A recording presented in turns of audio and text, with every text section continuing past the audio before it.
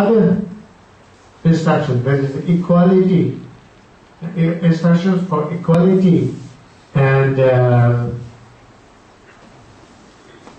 accept certain others, right?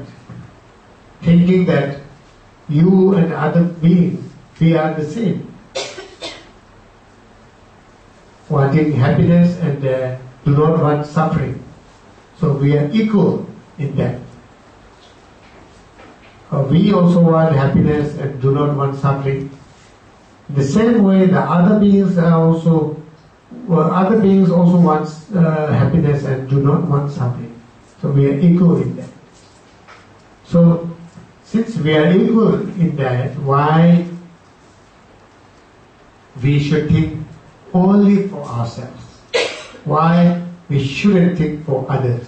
We have been thinking for ourselves. We have been selfish and we have thinking for ourselves. We want all the happiness for ourselves and we didn't bother about other sentient beings. And sometimes we want our enemies to, even to, we think that our enemies should suffer, right? We think in that way. We have been thinking in that way. But what you have got till now, thinking in that way, you have achieved something very special than the other beings. The selfish doesn't work. It didn't work, and it is not working, and it will not work, being a selfish. But Buddhas and Bodhisattvas, they dedicated themselves for others, but they are enlightened. They have given up everything for the sake of other beings. So, for example, during the practice of Bodhisattva life, when, for example, when Buddha Muni, prior to become Buddha, he practiced Bodhisattva life. And there are many stories how he sacrificed his life and wealth and everything for the sake of other beings. The Japaka. You have heard about Japaka? The story of Buddha's life prior to become Buddha. That is Japaka tales. And this book is very famous. It is in Pali, it is in English, and many other languages also. And sometimes he takes rebirth in the form of animals, just for the sake of others, dedicated for the sake of others. But finally he was fully enlightened, right? So we are still there where we were. Therefore, it is worth to practice helping others. Therefore, His Holiness, the Dalai Lama of Tibet, he also says that if you love yourself and you are wise enough to do good things for yourself, then you should practice bodhicitta. You should practice bodhisattva's life, because in this way, if you practice bodhisattva's life, then you will be enlightened very soon. And in this way, you can accomplish your own needs permanently. So the wise, selfish man should practice bodhicitta, bodhimind. The foolish, selfish man then may continue with selfish practice.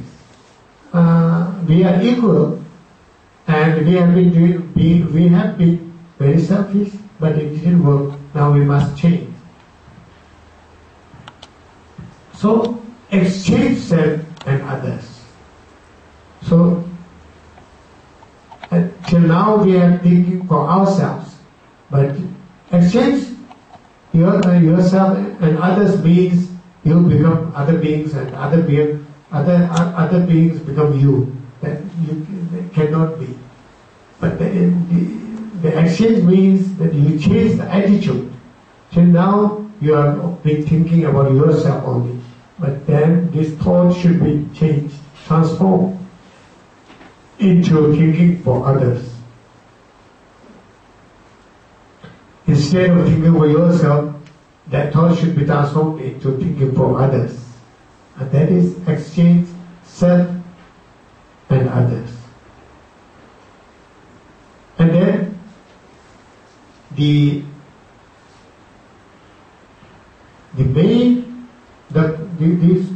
source of suffering is selfish intention.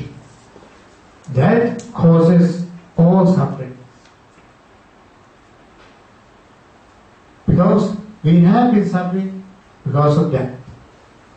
But we think because we have been selfish, then we need this, we need that. Bad deeds doesn't mean that killing someone or stealing things from other people and so forth. But deceiving other people, slandering, and then envy. Through these kind of actions, we have been committing a lot of sins. And all this comes from selfish nature. So ultimately, all these actions will bring unhappiness for us, suffering for us. So therefore, we must learn to think about the faults of selfish nature. And you must learn to think about the good qualities of cherishing nature. And then, when we realize that, then to generate bodhimind is not that difficult. Okay? Instructions, two different lineages of instructions to generate bodhimind. So once you have, it is not that easy to generate bodhimind, but we must try. We must try to aspire of the good qualities of bodhimind. Think about it again and again, and then you must pray to your master, to Buddha, to Zangpo, and so forth. That please bless me to be able to generate bodhimind. Don't ask only about prosperity in this life. Okay? Sometimes we ask, you can do that, of course. We need that. Prosperity is also needed. But sometimes we must ask to bless that I will be able to generate bodhimind as soon as possible. And please bless me to be able to generate great compassion as soon as possible. So that kind of prayers you must make. And that helps because when you create a positive attitude, and then it slowly transforms your mind. It will take place. Slowly. But you need to do it on the basis of